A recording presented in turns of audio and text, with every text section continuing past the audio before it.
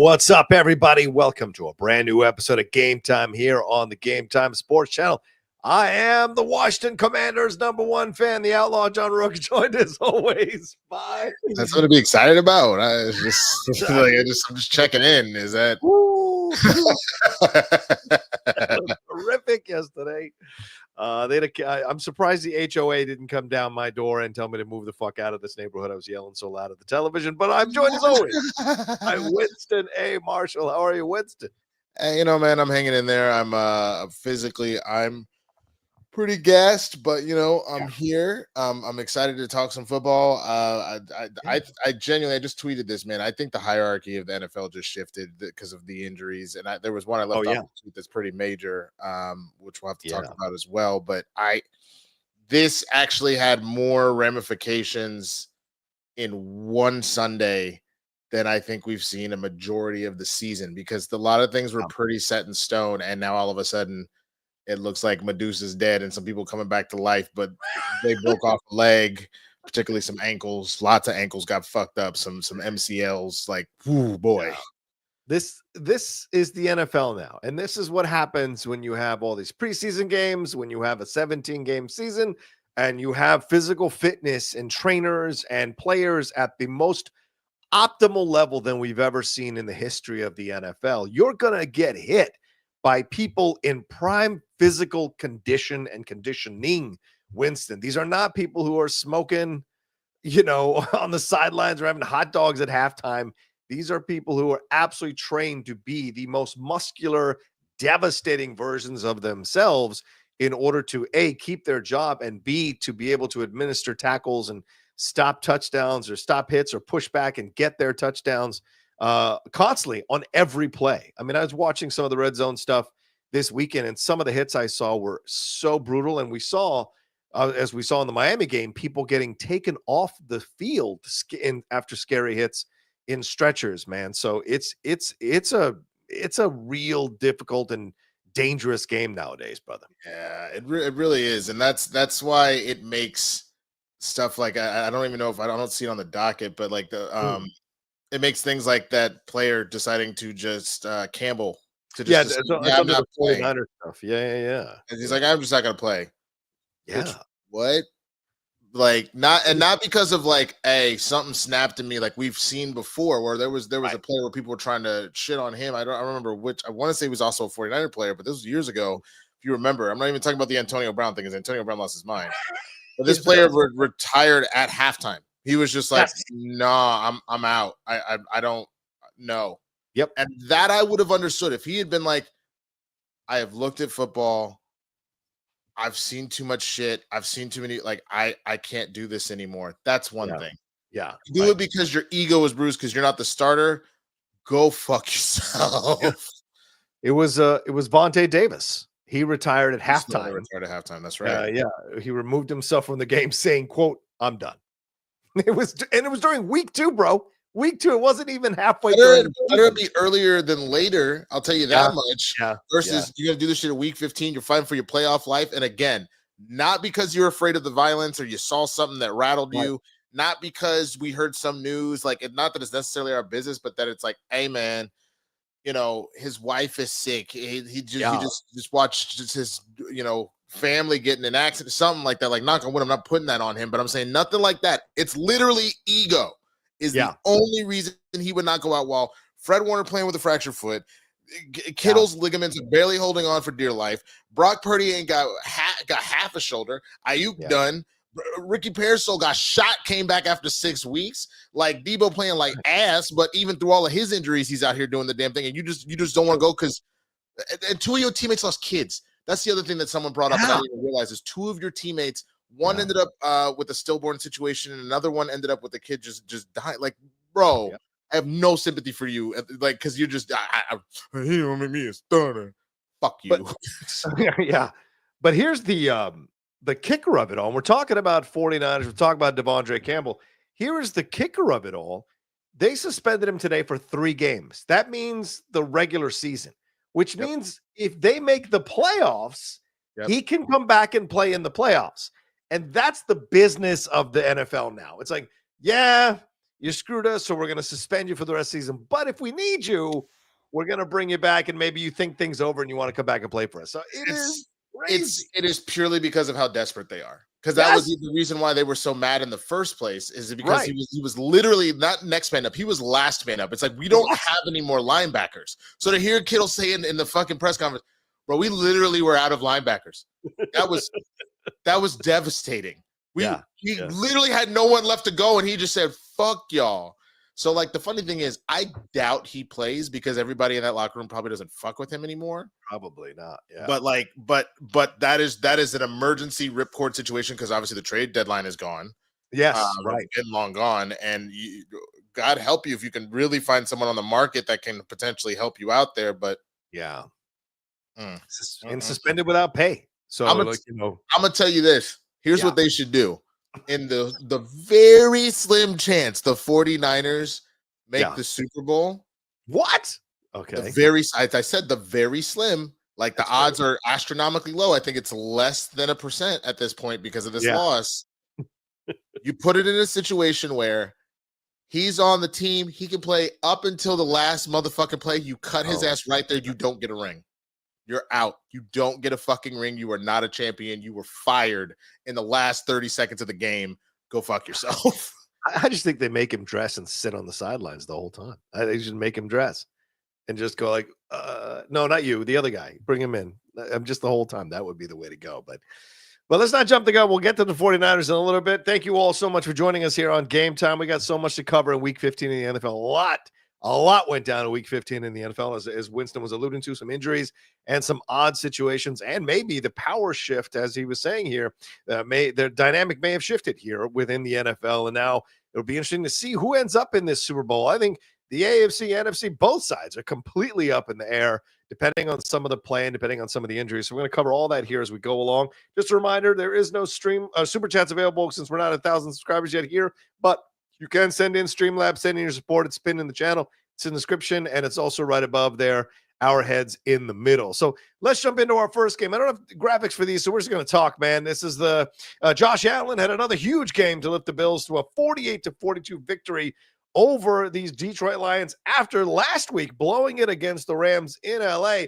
They come back and get the job done against the Lions here. Josh Allen ran for 2 scores in the first quarter, threw 2 touchdown passes in the second half here. He was 23 of 34 for a season-high 362 yards with touchdown passes to Khalil Shakir and to Ray Davis. He ran 11 times for 68 yards. Jared Goff matched a career high by throwing 5 touchdowns. And look, Winston, this one looked like it was possibly going to be a blowout in the third quarter, and somehow the Lions came fighting back to this thing. There was an onside kick that's a controversial decision by Dan Campbell that ended up not working out for them. A lot of people debating whether that actually cost them the game or didn't here. But in the end, the Bills squeak out this victory. And yes, it's great, but I got questions here. If you're allowing the Rams and the Lions to run up that many points on your defense, that's a little scary going into a playoff situation for these Bills. What do you take away from this game from both of these teams?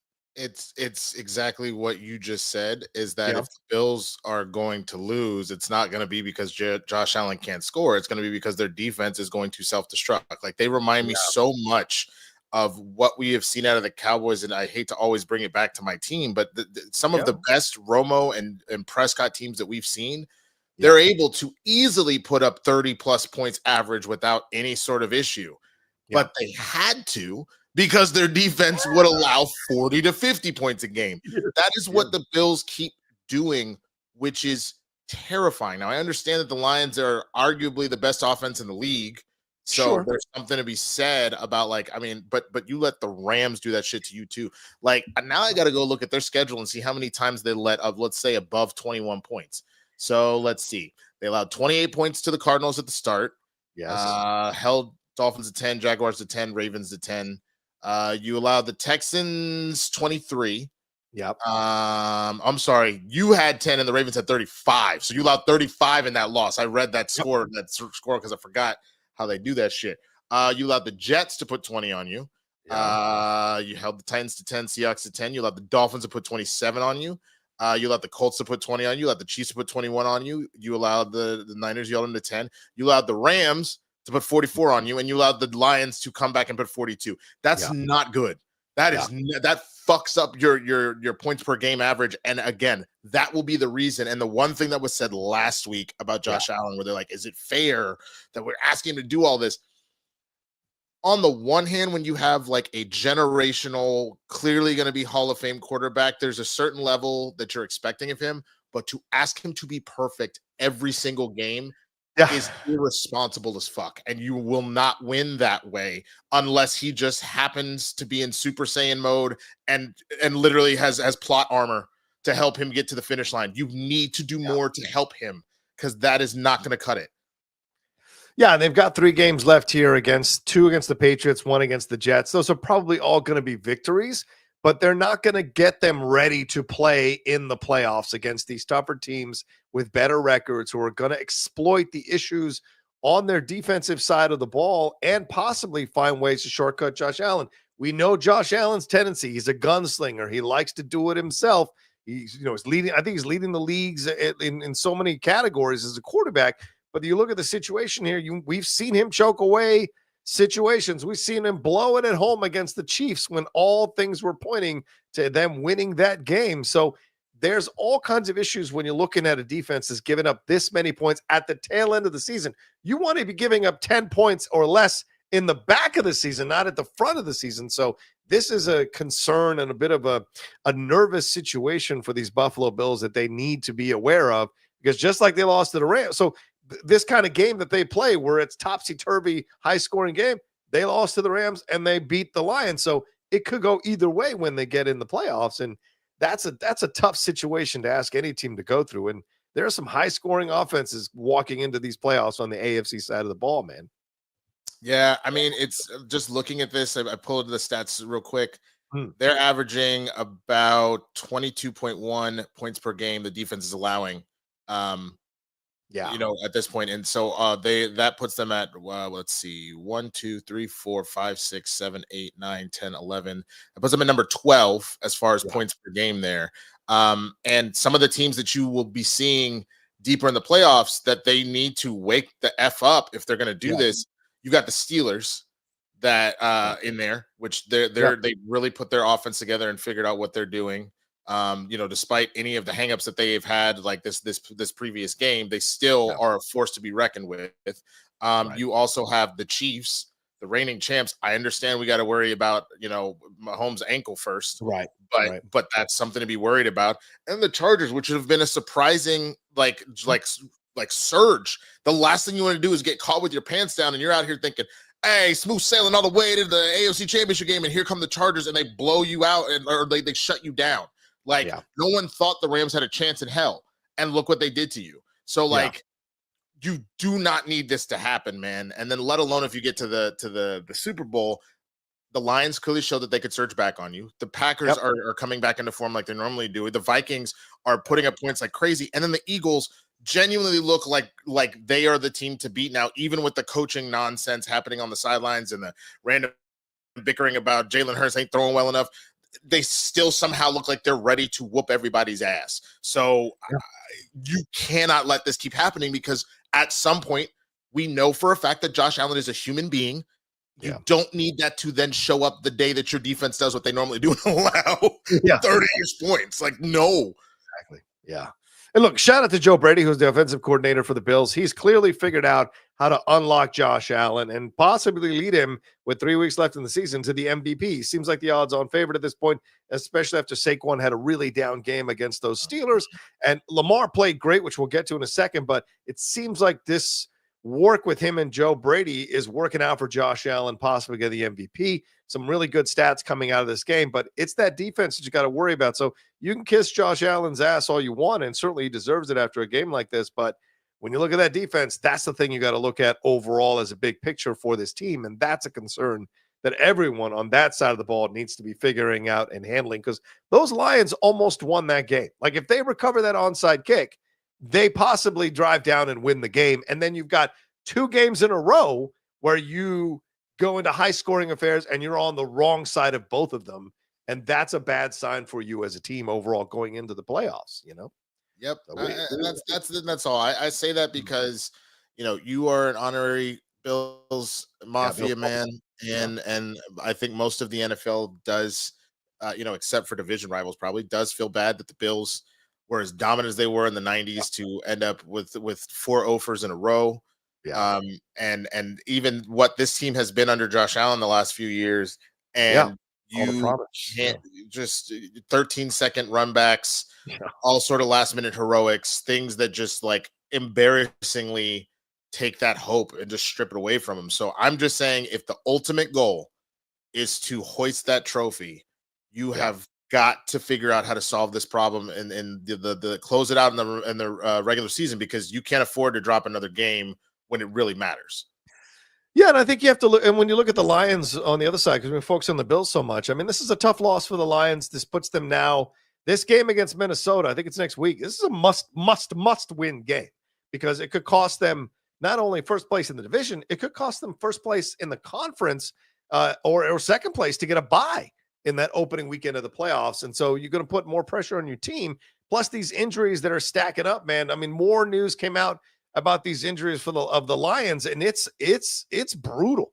Some of the reports that are coming out of the injuries. They lost David Montgomery. He will sit out the rest of the season after sustaining a sprained MCL in the game as well. And so he's one of several key players that were injured. Lions starting defensive tackle Alan McNeil sustained a torn ACL. He is done for the season. Starting quarterback Carlton Davis III sustained a fractured jaw in the loss, and he's going to go under surgery and be out indefinitely.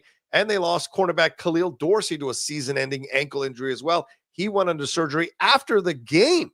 That's how serious that injury was. And you add, of course, earlier in the season when they lost Aiden Hutchinson in week 6. So there's a lot. Now, all of a sudden, the Lions, who would look like world beaters, are in a bad situation here defensively, and it could get worse before the season is over, and it might lead to them being knocked out in the first round of the playoffs. Yeah, I mean, the main thing that always ends up being the case is most Super Bowl winners is a war of attrition. Yeah, like most people are not coming in 100%. Hell, they're coming in much lower than that, and so you're just hitting this horrible stride of just the injuries are stacking, man. So you just got to really cross your fingers that you can stay healthy, because that is the determining factor. Can you stay healthy to close this out, and especially to keep players? Because again, I'm not even trying to, scare Sean or anything like that. It sounds like Mahomes is okay. If they're smart, I would argue you've already locked up the division. I know you want the bye. Yeah. But there's a small, and there's a certain level of like, maybe we should try and go get it. But I think it's more important to make sure that you have Patty. You might just sit Patty to close the season. Just don't play. You've already made the playoffs. As wild as that sounds, you have a much better opportunity of getting through it with Patty closer to say 80% than you force him out there. Whether or not we have a bounty gate situation, goddamn well defensive players, if they can find a way to like kind of jolt him a little bit, they're going to. And if you don't have Patrick, you're not winning shit. I don't care if he isn't playing at what we expect Patrick to play. He is the lifeblood, period. Sean, I get that, but you got to remember he's older, because for those that didn't see, Sean just said Mahomes is fine. He won a Super Bowl with the same injury. Sure, he's older. This is the second time on the same ankle, and it was much later in the situation. Like he was a little jolted at the end of the regular season, but remember he got effed up in I want to say it was the divisional round, if I remember, and they powered through. Right.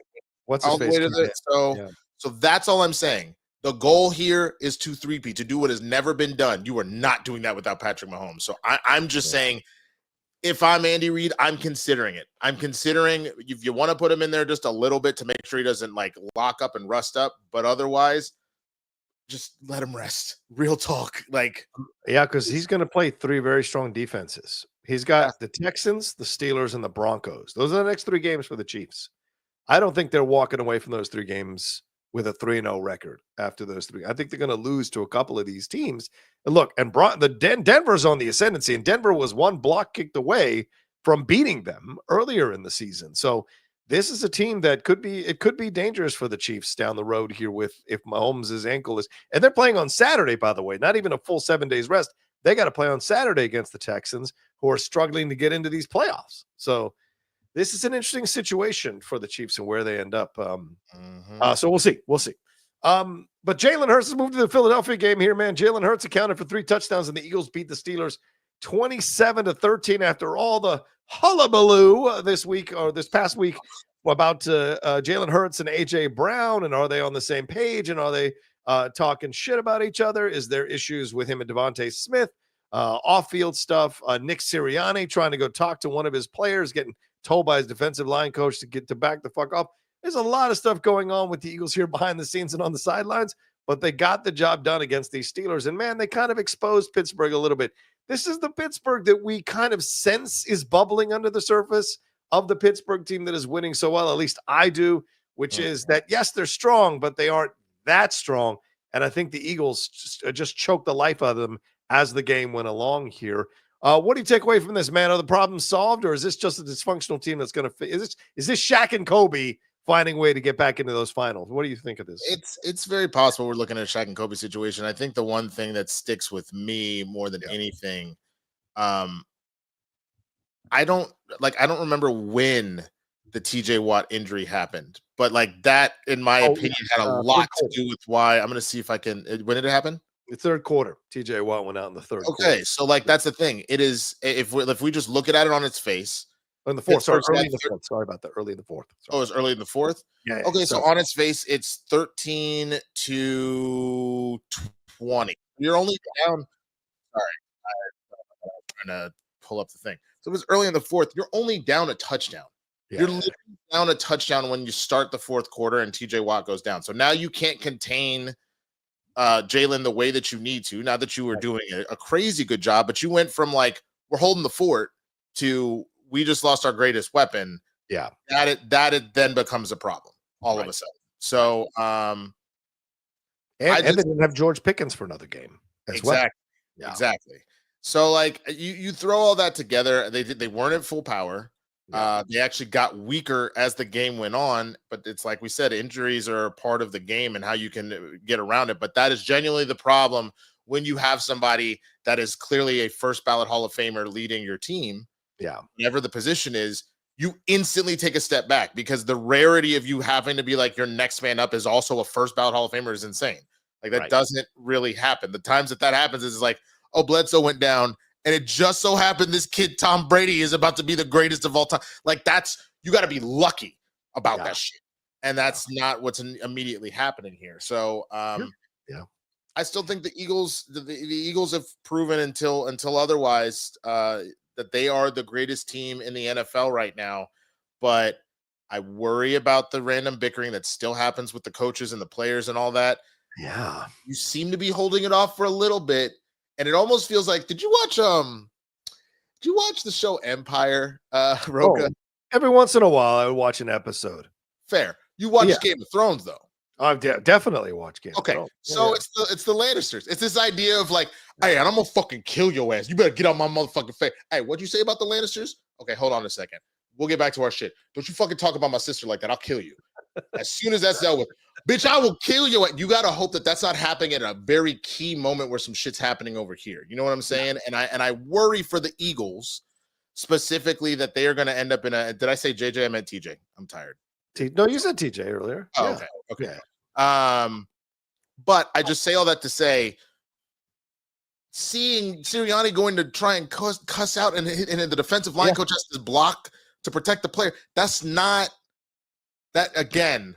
Yeah. You don't need that happening in like the NFC Championship game and you know the Packers are on a roll. You know what I'm saying? Or the Rams are playing lights out. You do not need that at that point in time. No. So get it out now. And then when it's playoff time, smile for the motherfucking cameras and let's win the Super Bowl. And then I don't ever want to talk to you again. Like that's what needs to happen if the Eagles are going to finish. Yeah, and look, I mean, and don't give me this crap. I mean, Jalen coming out being like, oh, is that what you guys want to see? And them doing their little kid and play dance. Get the fuck out of here. We know what's really going on. Your own teammate outed your asses for having issues behind the scenes. You guys said he spoke out of turn or he violated the code. No, he told the truth and what was going on behind the scenes. So do all your kid and play dances, get all your joy out. It doesn't mean you're not going to be dysfunctional the next week. You're not going to mess it up. And look, he threw for over 300 yards, I think, for the first time in 3 weeks. So congratulations, Jalen. So to be cock of the walk over that situation is nonsense. There are legitimate concerns about this offense, legitimate concerns about Jalen Hurts, and legitimate concerns about this head coach and how he's dealing with his players. And eventually, that is going to explode. There's no way this team makes it all the way to the Super Bowl and wins it. No, I just think eventually the things are going to explode at critical moments, and they're all going to turn on each other. And this kid and play situation will turn around where AJ is in Jalen Hurts' face with a finger telling him to fuck off because he missed him on some wide open throw or whatever. So it's coming. It's coming. We'll genuinely see. Look, I would say this much. I think the biggest thing that bums me out is that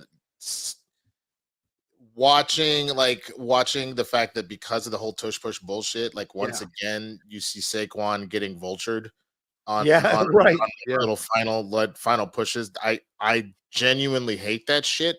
And it's not just from being bitter. It's that I'm a big fan of Saquon, and that's why it speaks to his greatness that like shit, even on a down game, he had 65 yards, call it 74 all around. With receiving. But right, if you throw the receiving yards in there, but like he still pulled out a 65-yard game, which is not, it's not great, but it's nothing to scoff at. And that means they just can beat you every which way. So like they're the most dangerous team at this point now that the Lions are handicapped by losing Knuckles out of their Sonic and Knuckles duo. But that being said, that doesn't mean there aren't things that they should be concerned about. This is coming from a completely neutral place where, because of how ass the Cowboys are, I'm not doing this as a Cowboys fan hating on the Eagles.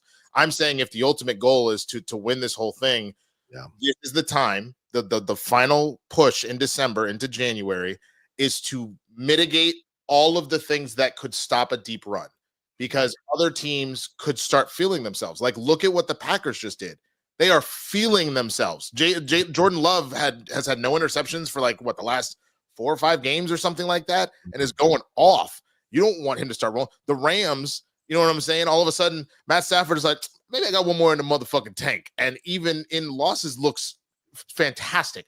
I am just saying that I know what the Eagles want. They want a chip. So mitigate issues as much as possible. Yeah, I think so too. And I see Sean going our NFC bias. It's not true.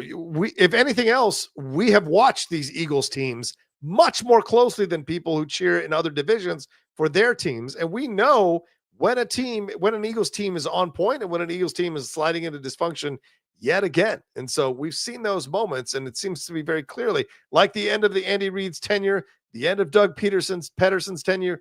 There you see those teams that come out and they can't get it together. And the Eagles are doing what they're doing here, but we will see down the road what happens with them, man. Yeah. I think the funny thing is, man, is that it reminds me a lot of the Eagles, not just because of their color scheme. They're essentially the Hulk.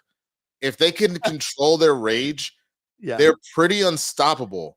But if you can mind control them to start raging, then they're slapping around citizens and fellow Avengers. And that is where they will run into trouble. You do not need the Hulk to Hulk out and go World War Hulk. You need him to be like, that's my secret, I'm always angry Hulk. That's what they need to be, in that sweet spot of rage that they are controlling it and not letting it control them.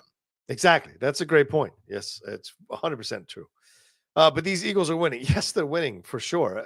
It matters not once you get in the playoffs and its dysfunction shows up. Those victories will mean nothing if you show up and lose because of your dysfunction. Because like you handled the Steelers, though. Again, it was only a touchdown that you were kind of holding them off on. Do you want a cookie for beating the Panthers? And then the Ravens have kind of proven that like they're good, but they're a little fraudulent. So like yes, they're winning. I'm not going to take away the fact that you're winning. You're on a 10-game win streak. Like that is nothing to scoff at. But the irony of all ironies, and again, this does not take away from what they did, because you have some quality wins here. Let's look at your 10-game win streak. The Browns eliminated from the playoffs. The Giants eliminated from the playoffs. The Bengals fighting for their fucking life. The Jaguars been eliminated from the playoffs. Us, even though we're still in it, we're goddamn trash. The Commanders, they're kind of Jekyll and Hyde about what they're doing going forward with this. The Rams are the beginning of you beating a team that seems like they're on a forward push. Obviously, beating the Ravens is huge, but then the Panthers, and you still struggled, and that's where a lot of this controversy came from. Yeah. And then you handled yourself with the Steelers. So I am just saying, all of those wins are wins. They're still professional teams that counter your record. They help you get where you need to go to the playoffs. I'm not taking that away from anybody. I am saying, for the sake of somebody that genuinely would love to see Saquon do this damn thing, I cannot believe I'm saying I'm even remotely rooting for the Eagles in any form or fashion.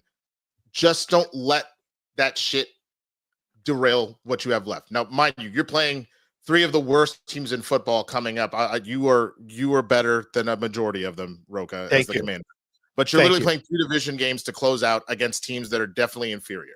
So certainly don't let one of us. God help you if like the final game against the Giants.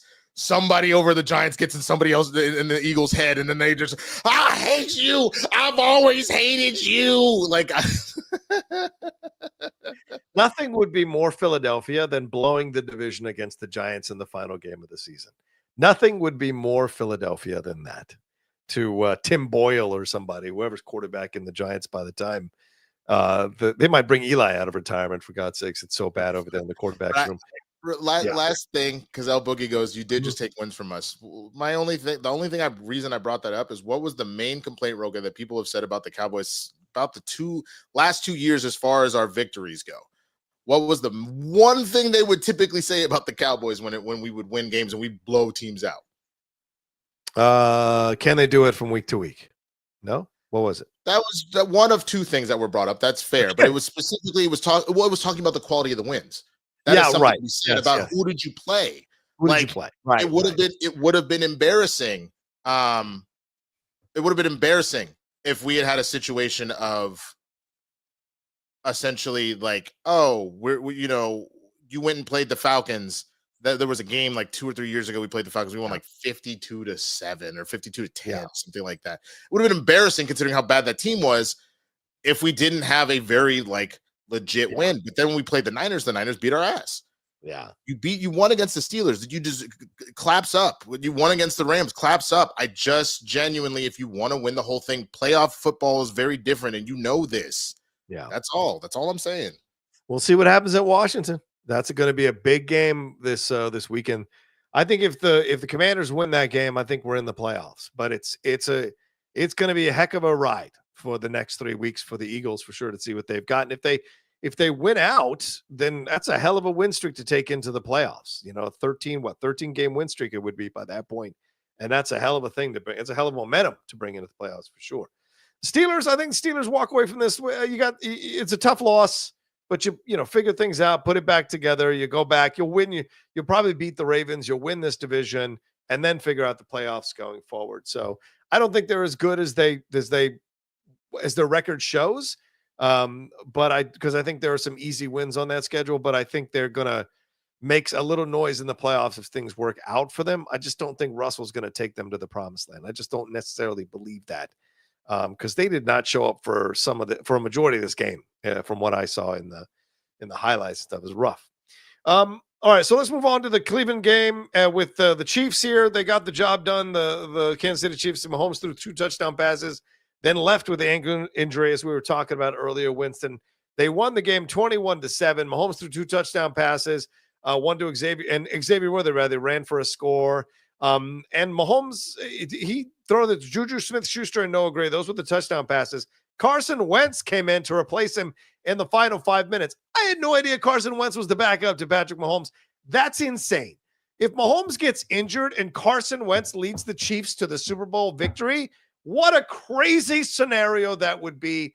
That's actually hilarious. Right.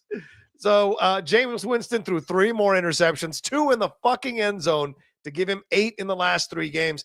I don't know if you're watching the Hard Knocks on HBO Max, profiling the AFC North. It has been so rough to watch Winston go back on the sideline. My bad, guys. My bad. My bad, guys. I didn't see it. My bad, guys. I can't wait to see the highlights of this game and how many times he's saying, my bad, guys. My bad, guys. Winston, he cannot figure out this interception bug he has had since college. As a Florida State fan, I cheered for him, and it frustrated the piss out of me. He has never solved it. LASIK surgery or not, he has never solved his interception issues. So pretty easy win for the Chiefs. What are your thoughts coming out of both these game about both of these teams and Mahomes' injury? I mean, as entertaining as Jameis Winston is, I think the sad part is just that at this point, I feel like this was his last opportunity to like prove that he can make something happen. And it's not even necessarily that, they were going to rally to go get into the playoffs. Like they've been eliminated for a little bit. it was just to fight for his opportunity to potentially either audition to be the starter here next year, right, or to be in serious contention for a team that maybe is in a crossover year the way that they did with Baker Mayfield. And now look what he's able to do. It bums me out because sure, there'll be those games that he can do it, but you can't, the fact that you can't rely on him to not just turn around and just throw interceptions left and right. Yeah. So that's probably going to be a wrap, man. Like he'll probably remain a backup somewhere because there's enough upside to keep him as a cheap backup. But like he said it in the Hard Knocks where he was like, we were doing everything we could to find a new job and a new opportunity after spending all that time in New Orleans and learning behind Drew and backing up Derek and all that kind of stuff. So, I was happy for him to get this opportunity because he's entertaining. He's so entertaining. But that sucks, man. I mean, 2 in the red zone, man. That's 14 points, bro. That is it's 14 points at the minimum. That's 6 points that you've tossed away. But at the most, it's 14 or possibly 16 points you've tossed away against a good Chiefs team that could have made this game way more closer than it ended up being. Yep, that's 1,000%. So go ahead. Then they just lost Nick Chubb. He broke his foot in this game. So now Nick Chubb cursed yet again. Chubb's out again. He's out again. Broken foot. Dude, that is so I am so sorry for him. That is depressing. Yeah. Holy crap. You spent all that time rehabbing one of the most horrendous injuries we have seen in a long time. Yeah. Only for him to break his foot. Oh God. Yeah. I picked him up off waivers. I've only played him twice in fantasy this year because it just didn't look like it was working out in Cleveland. And then he breaks his foot, which is just heartbreaking for that guy because he's such a great runner. And, he needs to get out of Cleveland, man. Whatever it takes, he needs to get out of Cleveland, as we see with Saquon. That might be a career, dude. Yeah, maybe. You've made enough money. I'm not saying you don't want to come back and push again. Yeah. But I there's a point at which, like, because he played what? How many games did he end up playing? I think he only played 5 or 6 after he came back, or maybe 5 at the most. There's a point at which you're just like, let me see here. Recent games. So, I mean, he played all the way back in October against the Bengals. So 1, 2, 3, 4, 5, 6, 7. He played 8 games this season. So he came back sooner than I realized, but damn. Yeah. Oof. That's what I'm saying. So it's a shame. Some other news coming out of it. Well, first of all, Mahomes has a high ankle sprain. So, it can go both ways with a high ankle sprain. It could also get re-aggravated and it could really be an injury. So we will see what happens there. But also the Chiefs waived their former first-round pick here, Clyde Edwards-Helaire, the running back who won 2 Super Bowls with him most recently this past season. His production numbers have been going down since his breakout rookie season, but this is the season where he where he's been dealing with PTSD, and apparently it's connected to a shooting incident back when he was at LSU, playing with Jamar Chase and Joe Burrow there on that team that won the national title. And he said that he suffers from periods of real mental distress and ends up throwing up and all this kind of stuff. And so the Chiefs ended up waiving him just to kind of move him off the team now because I think it seems pretty clear that he probably won't be playing football anymore because I imagine the worst thing for PTSD is to constantly get hit in the head and to constantly get hit and suffer that trauma to your body. Who knows what it can trigger. And so maybe this is something that he is just going to have to deal with. And who knows if he'll come back to the NFL. So just a shame, a Super Bowl champion twice over. So can't complain, but it's still a shame that this is what it all led to. Cause I remember his rookie season. He was incredible for the Chiefs, Yeah. I mean, the only other thing I will say as far as the Chiefs go, and I don't know, it doesn't look like anything happened, but I think the hilarity for me is to see that Harrison Butker, you remember when he just didn't talk and he was arguably the greatest kicker in the league, but then the minute he ran his mouth, he very clearly activated a whole Wiccan cult that then he went to try and kick this field goal and his leg completely collapsed under his ass and he looked like his shit was about to break off yet again. Yeah. Sometimes you just should be quiet. You know what I'm saying? If things are going well, be quiet. Yeah. And he missed a 28-yarder. A gimme. a gimme, man. It was ridiculous. I just, hey man, you know what? All I saw was someone go, woof, going from one income household making a few million to a zero income household is gonna be wild. Yeah. Yeah, and then it's starting to come out, some of these investigations into the charity that he ran that was supposed to be a political action committee to support candidates who would fight for conservative Christian values. It raised $36,000, and none of it, according to a Kansas City Star report, none of it went to any politicians or anybody supporting those causes. So where's that money, Harrison? Where's that money? As you said, Winston, sometimes it's best not to open your mouth. It's so true. Look, Rocha, if I can say one thing, yeah, you know what I learned? I learned the hard way playing fantasy football this year. Oof. We were like 5 or 6 weeks in, and of the 6 weeks, yeah, I had gone in the top 3, if not number 1, out of everybody. And I was like, people were talking a lot of shit, and then someone tried to say something about me, and instead of letting water roll off my back like a strong duck would, you know what I'm saying? Just keep on swimming, bitch. I had to start quacking. And the minute I quacked, the hunters found my ass and shot me in the face. And all of a sudden I started losing games. Sometimes you should just shut the fuck up. Just shut up. Here's Winston's face when they started chanting 4th round Rocha. Shut up! Shut up! It's not your player that's going up there to play Rocha. It's my player. Shut up, Roxy. Shut up. Just shut up. Shut up. He's already mad. Be quiet. Shannon and Roxy, keep it down. All right, anyway, let's move on here to the Buccaneers game here, Winston. Oh, man, I'm so happy to talk about this. Baker Mayfield throwing 4 touchdowns for the Buccaneers as they crushed these Chargers. Eventually, and it was kind of close most of the game, then they really ran away in the second half here. 40-17. This was Mayfield's 100th career start. He threw for 280 yards. As I said, 4 touchdowns here. And the Buccaneers now are back in charge of the NFC South after it looked like the Falcons would maybe take that division after those 4 straight losses here for the Falcons. It is now the Buccaneers who have found themselves in charge of this division. Mike Evans had 159 yards, receiving 2 scores, which is a season high. It was his 14th game with at least 150 yards receiving, which is second most to Tyreek Hill, who leads that with active receivers at 16 on this. But they outgained the Chargers 506 yards to 206 yards. They even had an edge in rushing from 223 yards to the Chargers 32 yards. Bucky Irving, the rookie there, ran for 117 yards as well. But Justin Herbert was 21 of 33 for 195 yards and 2 touchdowns. He was picked off for the first time since week 2. And this was eventually kind of showed you the Buccaneers seem to be in a stronger position than the Chargers are. And this is a tough pill to swallow for Harbaugh and Herbert. And so what do you think of this, man? Do you think the Buccaneers might be a scary team to be facing in the playoffs here if you're on the NFC side of the ball? And what are your thoughts of these Chargers? Did they get exposed in this game?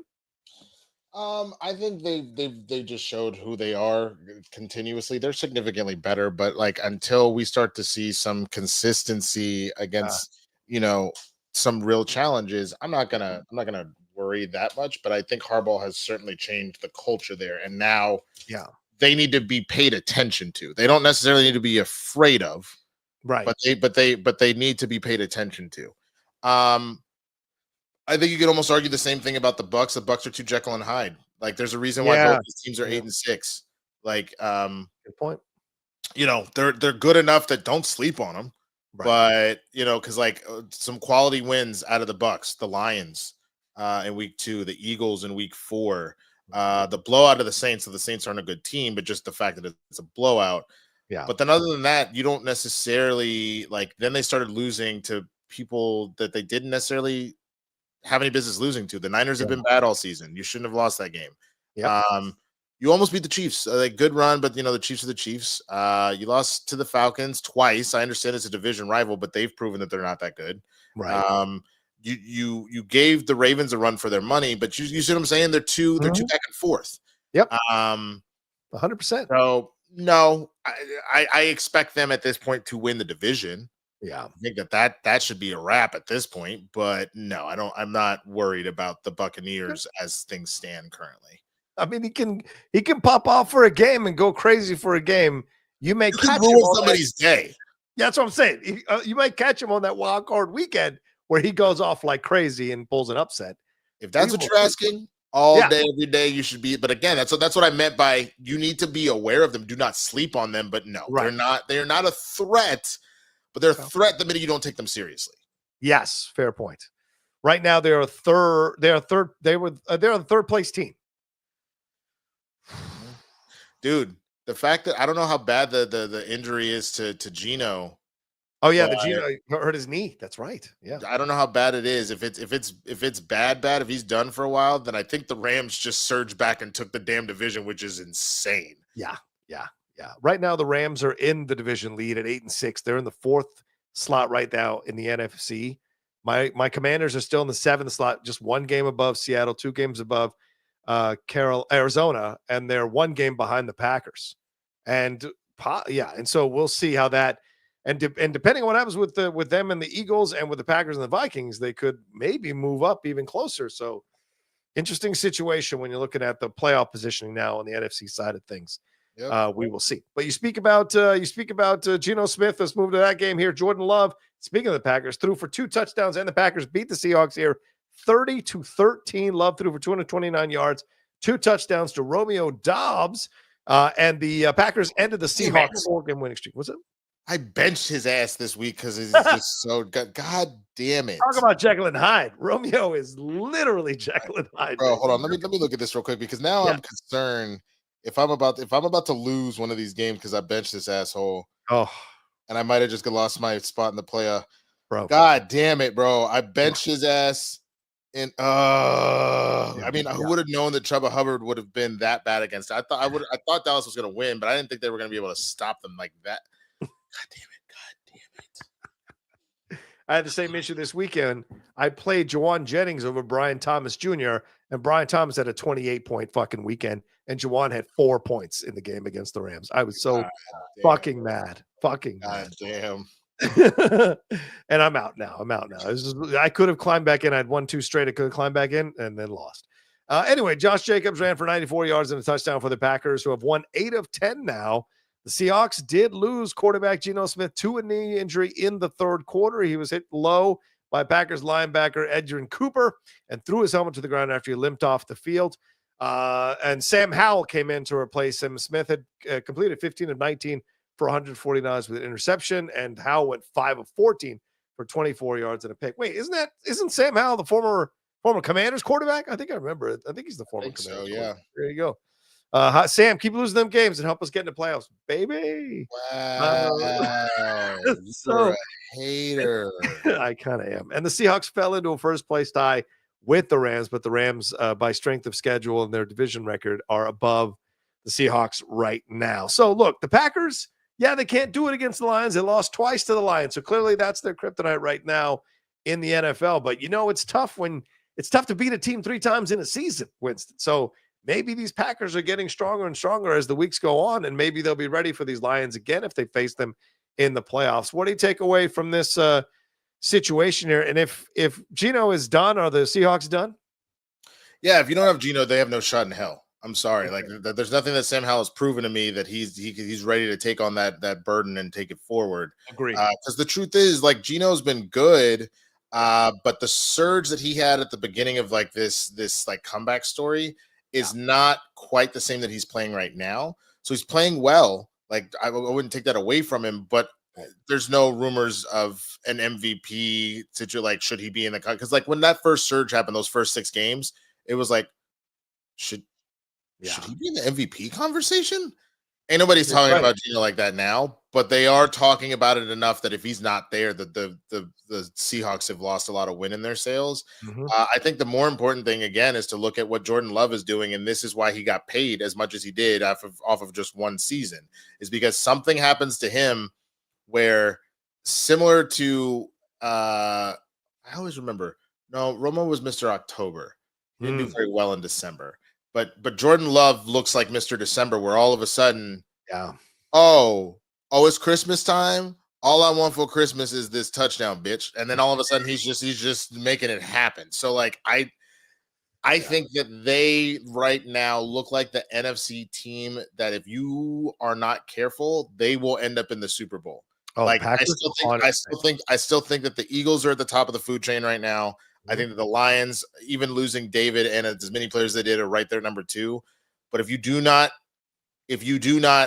just hold on to your butts, then the Packers could just easily slip through past all of them because they're playing lights out right now. Yeah, I mean, Seattle takes on the Vikings next, also on Saturday in 6 days. So they said that they think they're optimistic that Geno's going to be able to start on Saturday, but then they get the Bears and the Rams. There is no way. Well, it just feels like, we've watched enough NFL seasons, Winston. We know that when something looks like it's going to be the game for the division, it usually ends up being the game for the division. And considering they play the Rams in the final game of the season, that's probably going to be for the division. I think, because who knows? Arizona is at 7-7. If Zona goes on a 3-game win streak, they could be 10-7, and we're talking about Kyler Murray in the playoffs. I have no idea. They're only 1 game behind Seattle and the Rams. And don't forget the 49ers, who are only 2 games behind. So who knows how that goes? Even after the loss to the Rams, the 49ers could go on a little bit of a run here if things kind of break their way and sneak into these playoffs. You're kidding me. We're talking about the 49ers staging a comeback. Are you after a 12-6 loss to the come on, Rocha? What are you doing? Don't I'm sorry. They don't we agree, fuck bang bang Niner gang. Why are you giving them any sort of hope? Let them wallow. Let them go be with Nicky Boy and celebrate the election. That's what they really wanted. Right? They didn't want a fucking Super Bowl victory. They didn't want that. They made it clear in the interviews what they really want. Let them have this. Don't do this. I mean, the karma of him pointing that sometimes and you just need to shut the fuck up. I agree. Exactly. Yeah, they're at Miami next week, and Miami is trying to get into these playoffs. And then they've got Detroit, which certainly wants to fight for positioning, and then they play at Arizona. So who knows where Arizona is going to be in that situation. And Detroit has the Bears this weekend at Chicago, then the 49ers. And as I said, that Vikings game to end the season, that's going to be a hell of a game for both of them. Could be for the playoffs, could be for first place in the conference. It could be for a first round bye, could be for any number of things by the time they play each other in 3 weeks. So we will see there. All right, let's get into the rest of these games here. Winston, Jaden Daniels passed for 2 touchdowns, and my Commanders squeaked past these Saints after they tried a 2-point conversion to win the game here, 20-19 in New Orleans. Collins had 2 TD catches. Nico Collins did for the Texans, and they forced 4 turnovers to beat these Dolphins 20-12. Joe Burrow set a franchise record with 3 more touchdowns as the Bengals beat the Lions 37-27. As we were talking about, the Rams got 4 field goals to beat the 49ers 12-6 in a sloppy, rain-filled game. Devontae Adams and go ahead. What? No. Just the fact that the 12-6 game, I was like the literal opposite of what the Super Bowl that they lost. Yeah. Where this time they got to play the role of the Patriots and the Niners got to play the role of the Rams. It was rough. Devontae and Aaron Rodgers finally showed up after the team has already been eliminated from the playoffs, and they beat the Jaguars 32-25. These fuckers playing for another team for next year. Now you show up. Cooper Rush threw for 3 touchdowns, career high here, and the Cowboys forced 4 turnovers to beat the hapless Panthers 30-14. James Conner ran for 2 touchdowns, and the Cardinals snapped the 3-game skid by beating the Patriots 30-17. And the Broncos roared back on the strength of 5 takeaways after initially going down to the Colts and beat them 31-13 to close in on a playoff berth. Dude, it is crazy that Bo Nix and Jaden Daniels have a real shot of getting into these playoffs as rookie quarterbacks, turning around the atmosphere of their teams and revitalizing both of these coaches, Dan Quinn and Sean Payton. So interesting situation. Which one of these games you want to talk about? What are your thoughts? Anything you want to say about these games? I mean, so my 2 best friends from grade school, man, are diehard Saints fans. And so when I tell you that like Saints Twitter is just, it is one of the funniest, most ridiculous places on the planet to be. Even more ridiculous than just your standard black Twitter. Like they were talking about Haener the whole all week, just because all of his photos, he's looking a little sassy, is essentially what people have been saying in like some of the photos. And someone had the picture of him like throwing the football for his thing, and someone goes, "Not him out here on 4th and 10 looking for a sass interference call." And I said, bro. So then when he got benched, Rattler came in, and like I was like, is he gonna surge back and do this on the Commanders? And then y'all would have had some splaining to do.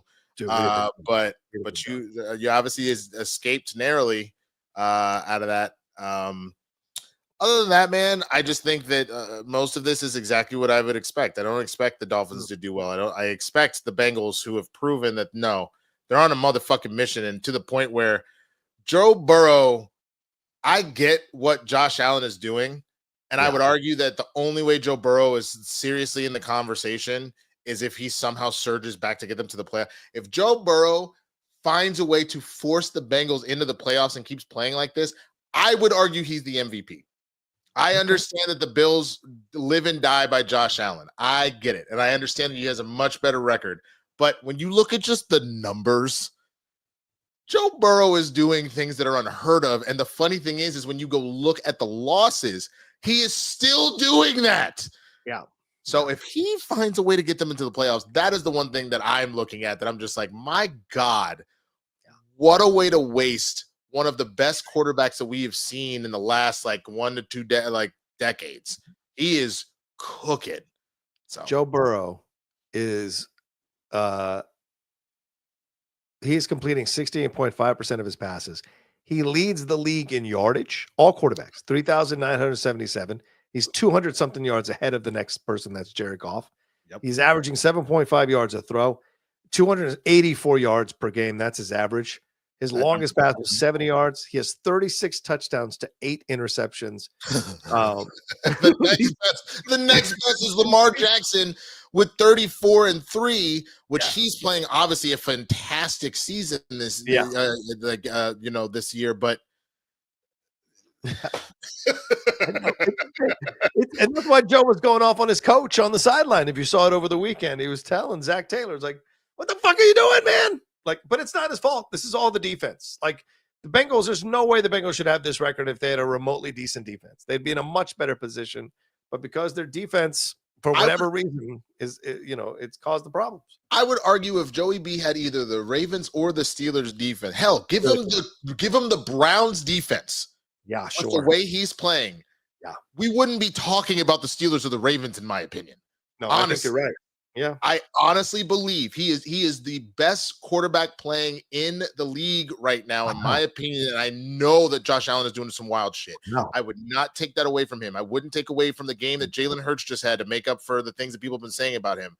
But Joe has literally been doing this every single fucking game, nonstop. It's just, this is the difference. The Bills defense is bad, but it's not as bad as the as the Bengals defense. Yeah. So if you literally flip-flopped Josh Allen and Joe Burrow, things would look pretty much the same. If anything, you might actually have less losses on the faculty of the Bills, and the Bills even haven't had that many losses. That's what's nuts. Yeah. And they got a rough schedule. They play the Browns next week, which will probably be a W, but then they've got the Broncos and they've got the Steelers back-to-back. That's a tough situation for the Bengals to try to get into the playoffs. They are still alive because at 6-8, they're only 2 games behind the 7th position. That's the Chargers at 8-6. They have the Dolphins ahead of them who can't stop losing, and they have the Colts ahead of them who can't stop losing. So they have a chance to get up there to threaten the number 7 position, but it all depends on what the Chargers do and what they do. I think the Bengals need to win out, and the Chargers probably have to lose a couple of these games. And they play the Broncos next, which might be a tough game for the Chargers. Then they play the Patriots and the Raiders. That's probably W. So I don't see the Bengals taking that 7 spot away from the Chargers, but you never know, man. It's a crazy NFL this year. You never know. They were essentially told the minute they lost that game against the Steelers, win out. If you win out, it's not still in your hands. Like you can't just do that. But that is the only way you're doing this. You have to win out. So that would put them at 9-8, and it's still a possibility at that point. But we got to see what happens. Yeah. They got Browns, Broncos, Steelers. Going to be tough. Yeah, Commanders, man. I don't know, dude. I said I tweet this out, but it's the truth. Kingsbury gets found out. His play calling is dog shit in the red zone. It drives me insane. At the end of the first half, they had 48 seconds to try and drive down the field to get a field goal. They call the stupidest running plays. They call some terrible pass plays.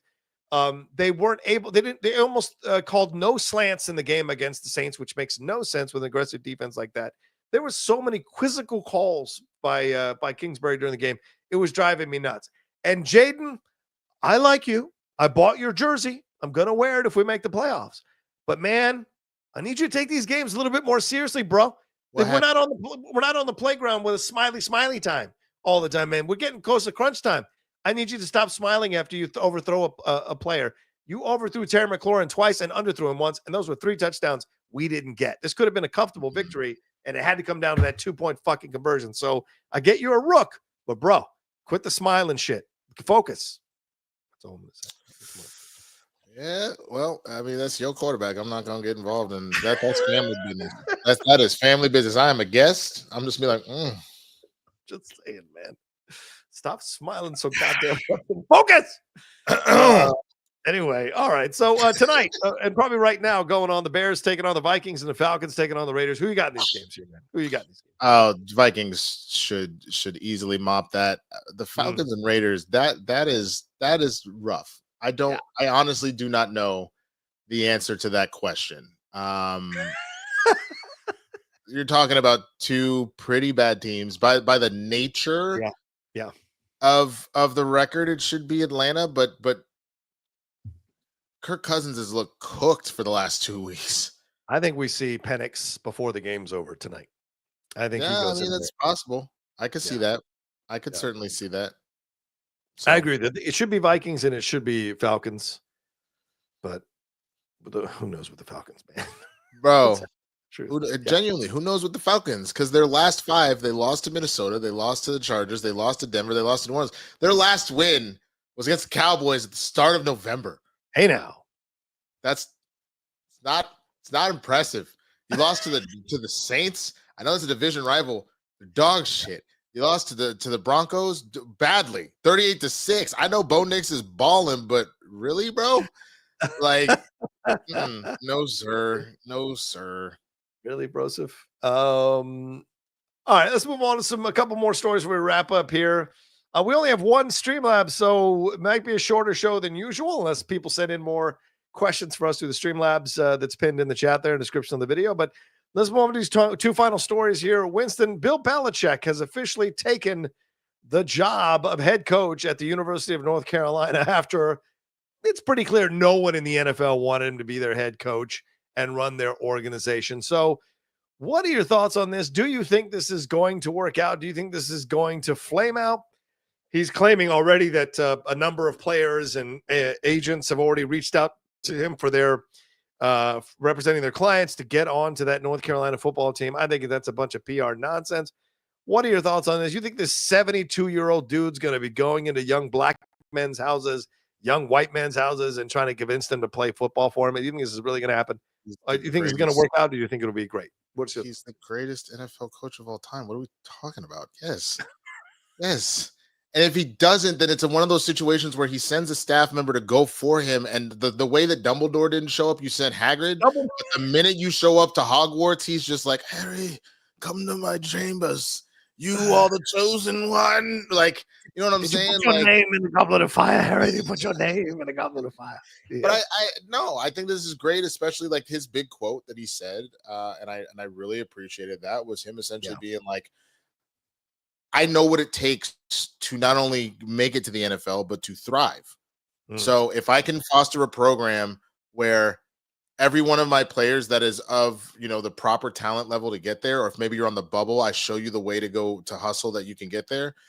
That sounds great to me. It sounds like a very powerful way that he is trying to nurture the next generation of NFL superstars. And if they bring in a mentality that literally nobody is truly, like, they've sometimes said, man, it's a lot, but nobody has openly complained about the Belichick way of doing things except for Tom.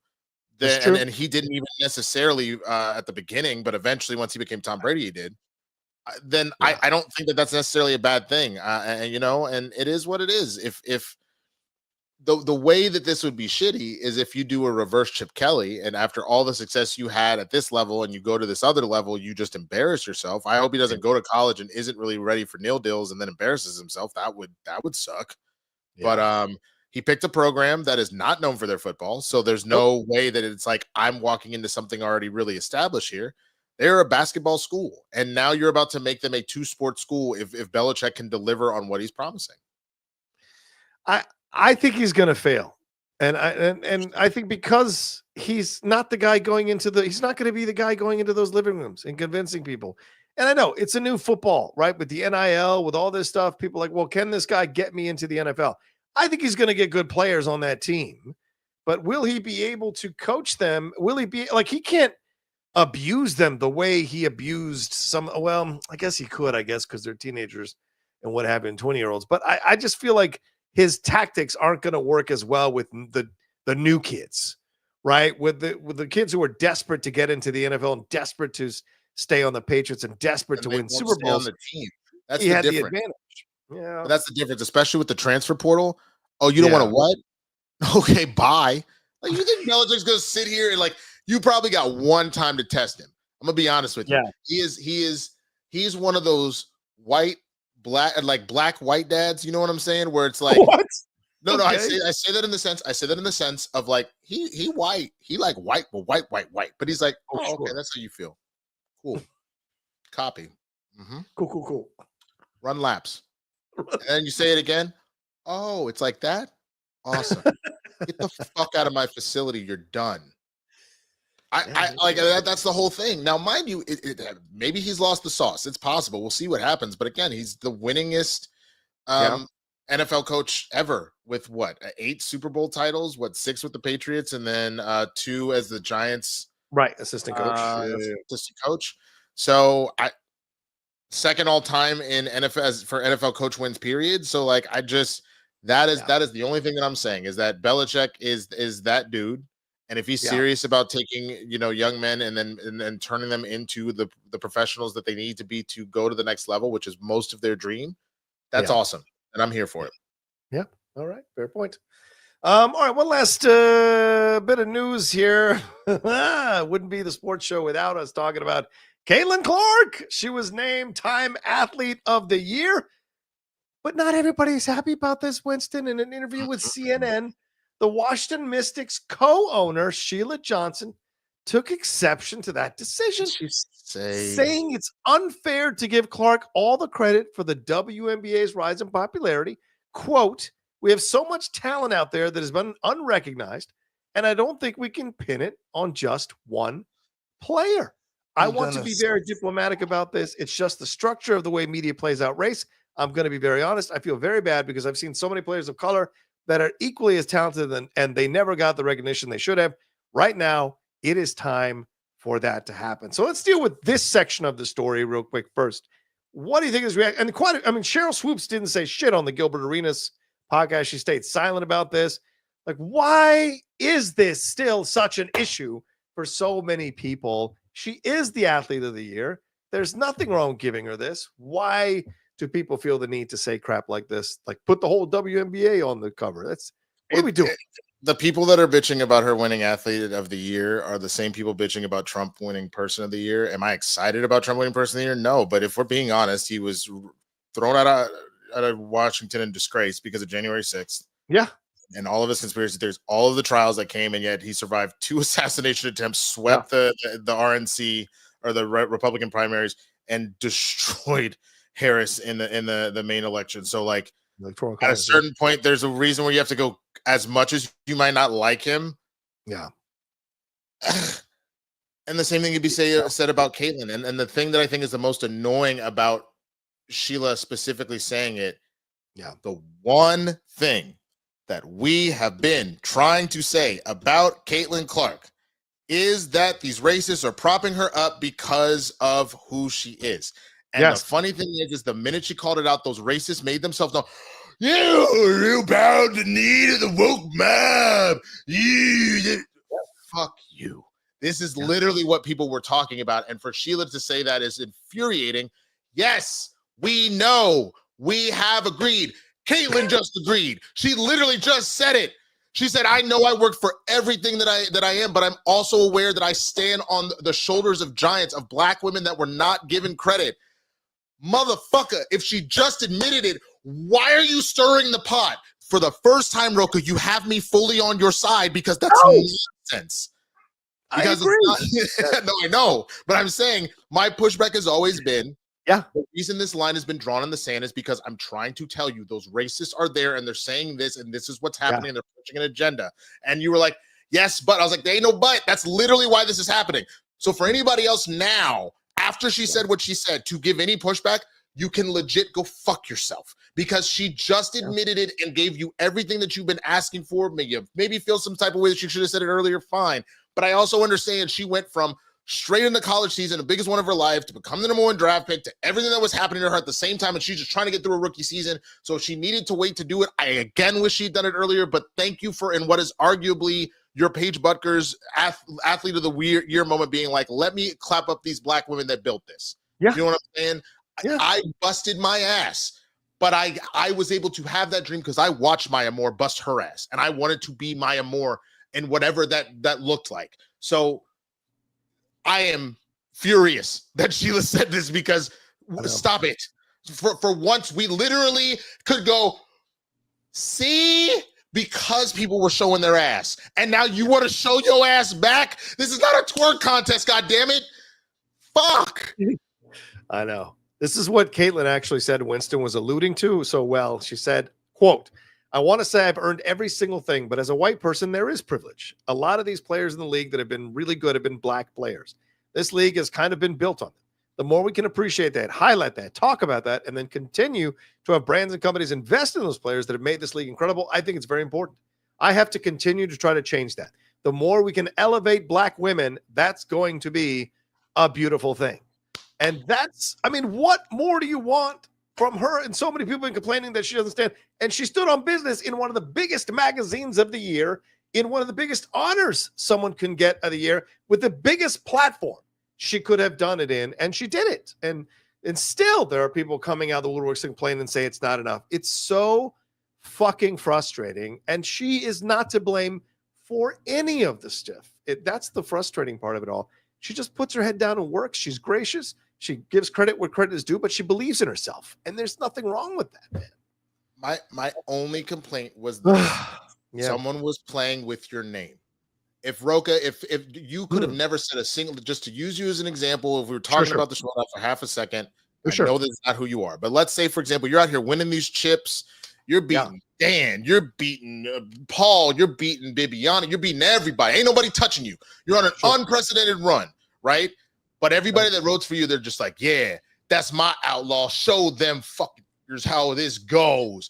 Ain't nobody. You know what I'm saying? Then there would be a situation that if you're like, well, I don't hear it, man. I just play the game. That would be infuriating to the black people that look up to you and they're like, hey, yo, but this is being done in your name.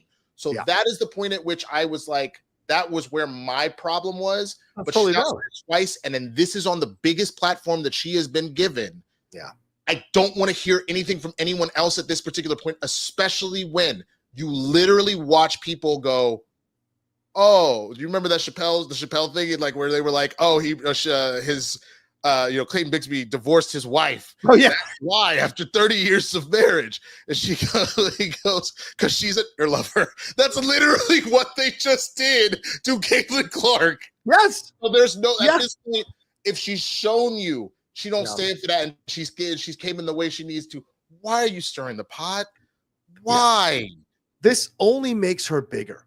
This only makes her more relatable. This only makes her win back those people who turned on her because of what she said, right? You have someone like Sheila coming out and saying these things, and it makes them attack. It looks like she's attacking Caitlin and trying to devalue Caitlin. And so all these people who like Megyn Kelly and them who got all upset for what Caitlin said, God forbid a 22-year-old woman have her head on her shoulders and not be an old woman trying to stay relevant by kissing Trump's ass all the time. she spoke her mind and she knows who she is at 22 years old. That's a rarity, man.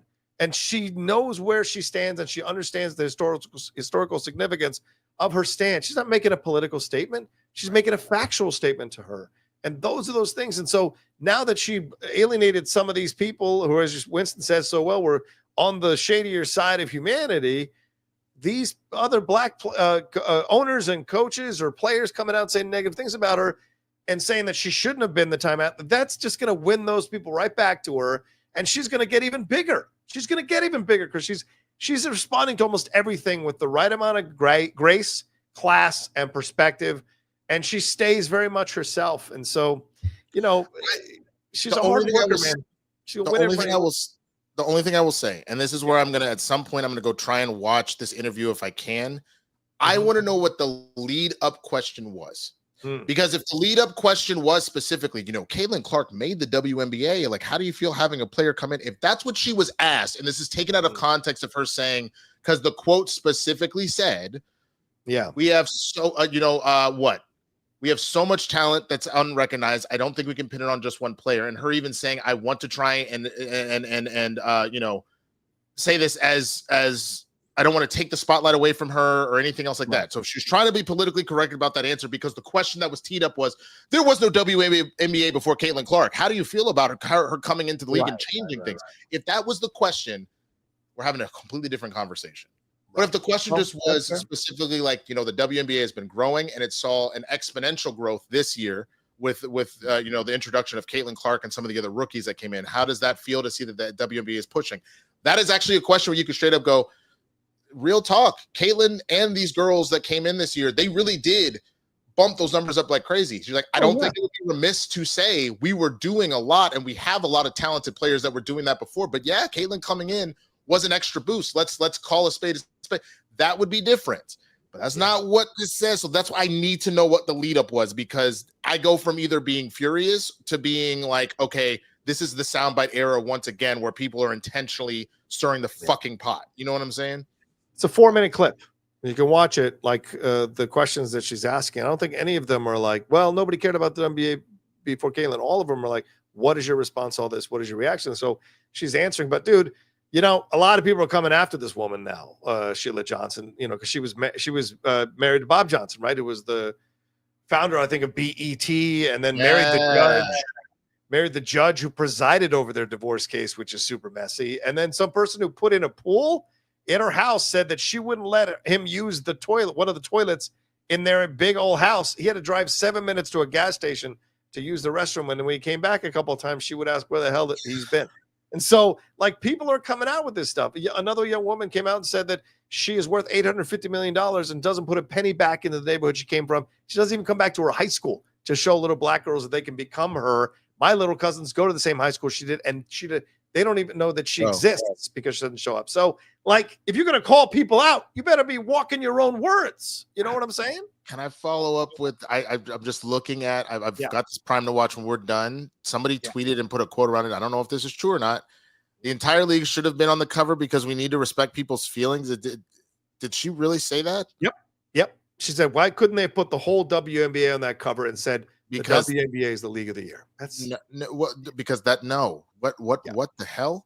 Yeah. You were okay. So you're telling me that when Michael Jordan came in, I'm not calling Caitlin Michael Jordan because she's not. I'm not. You need to prove a lot more before we even have that conversation. Not yet, right? No, I don't even know if yet. She may never, but she will be a first ballot. She'll be a first balloter for sure. But dude, look at the way that Juju's playing right now. We could have a conversation a couple years where all of a sudden Juju embarrasses Caitlin. Who knows? We're not getting into that debate right now. But Michael came in the league, and all of a sudden Michael getting shoe deals and like getting a piece of Nike and all this shit. Anybody goes, you know what? They really should have put the NBA on the cover for Athlete of the Year or whatever it was. No, Michael Jordan brought eyes in a way that have not been seen before. Now, that doesn't mean that the rise wasn't already happening, but again, there's a difference between we have liftoff to and now hit the thrusters. She was the thrusters. That's what we're talking about here. So to even say that, this is not a participation trophy where everybody is, in third grade and we all get trophies for participating here. Yeah. Caitlin did something from college through her WNBA season that needs to be appreciated, period. That's it, and that's all. That does not take away from the Liberty getting that title. That does not take away from the women going and getting their, sixth gold medal or seventh gold medal in a row or whatever the number is and things like that. Does not take away from A'ja Wilson's season. By all accounts, A'ja Wilson was the best player in the league. But if you compared her essentially to what Saquon Barkley's doing right now, what Luka did numbers-wise last year, all that other stuff, she's in the conversation of, motherfuckers is mixing it up. But I could make an argument that there are other, I would honestly say if you're going to pick anybody other than Caitlin, it's probably Simone Biles, because she becomes the most decorated gymnast of all time. All the things that she was able to pull off in that final, what it was arguably probably her final gymnastics, that would be who I'm looking at. Either that or the motherfucker that was shooting the thing in the Olympics. That dude just got so much swag. But otherwise, are you kidding me? Look what she literally went from that college season, broke Pistol Pete's record, got to the finals 2 years in a row. You know what I'm saying? Got her revenge game on LSU, became the #1 draft pick, helped become a reason for these numbers and attendance to skyrocket. Helped get the charter planes going. Again, we could make debates about some of this should have been happening earlier, but we got a call like we see it. And based off January, and not even January, honestly, before that, but January until December, I don't know an athlete that was talked about more than Caitlin Clark. So why we were talking about the dub as through her, because half the season was about Caitlin still in the NCAA. In the college. Right. And Tim Reynolds came out with the attendance from this past season as a response to Sheila. Average Fever games attendance was 16,084. That's the average. Average non-Fever games, which means teams that played not the Indiana Fever, was 8,552.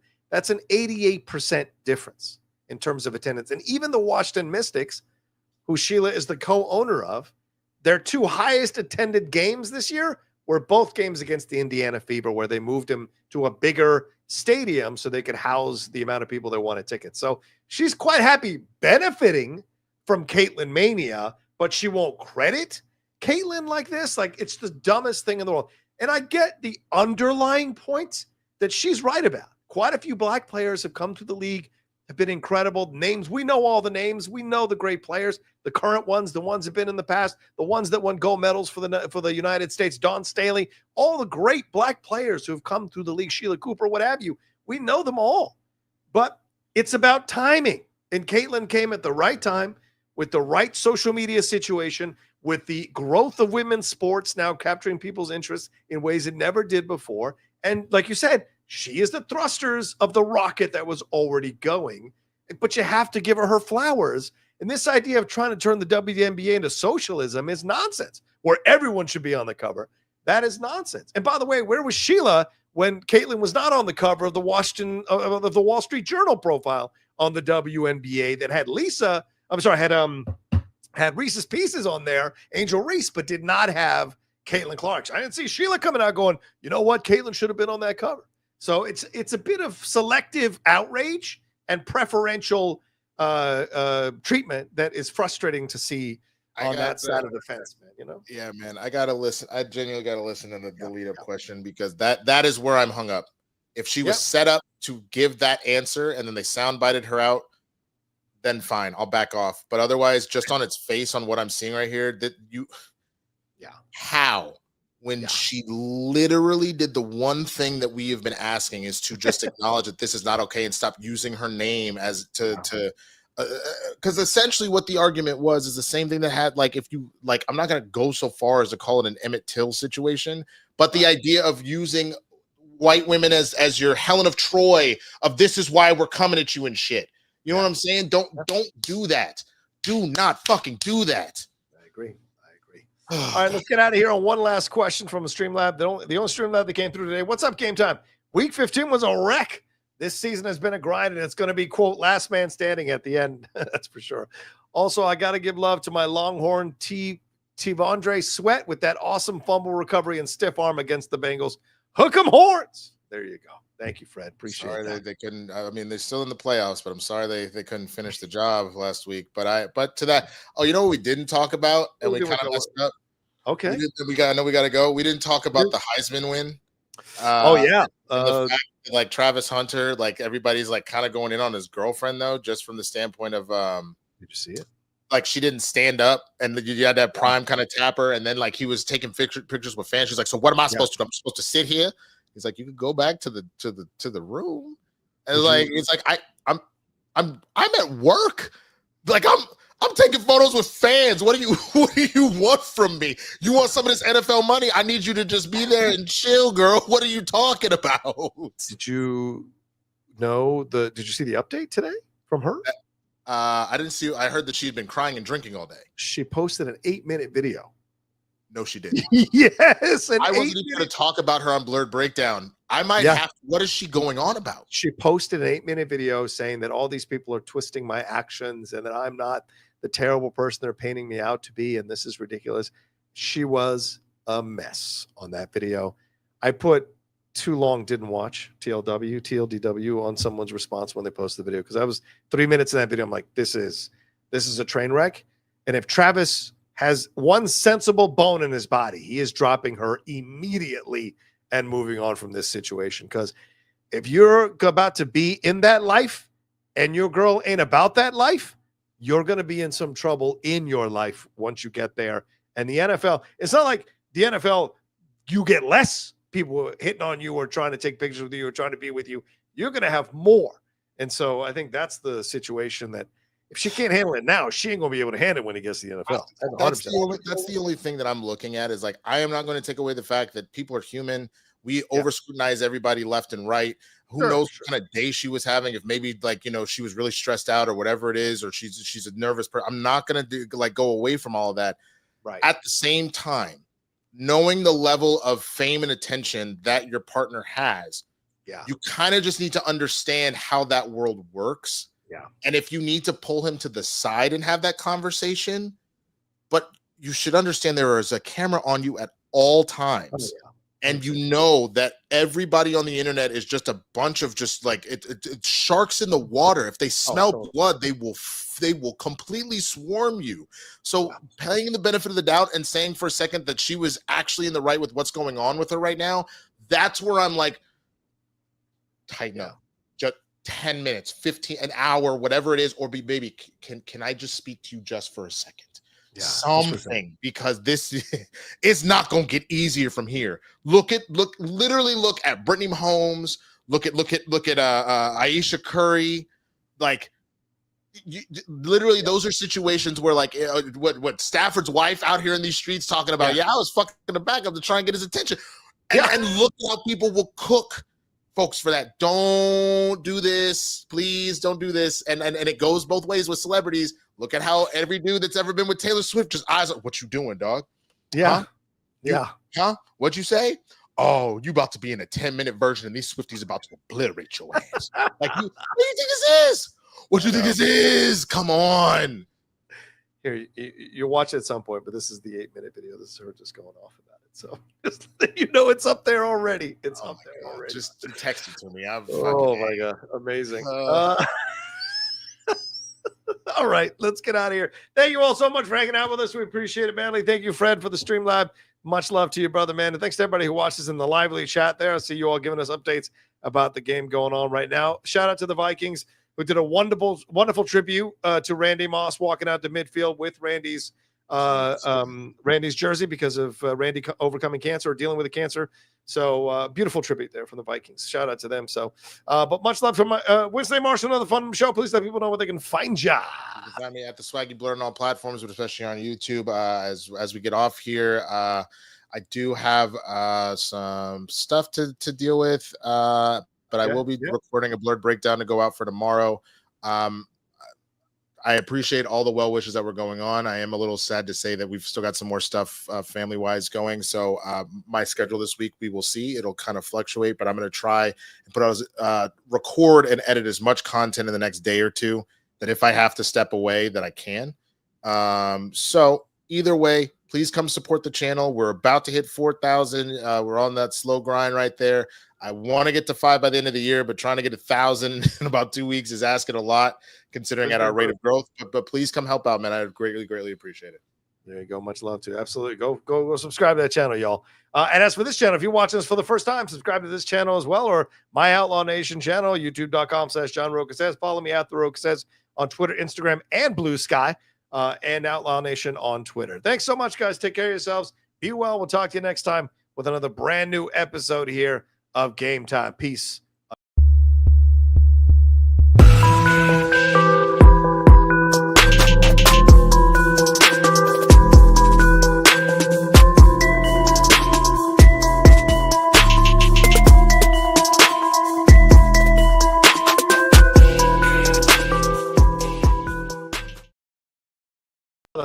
Good stuff.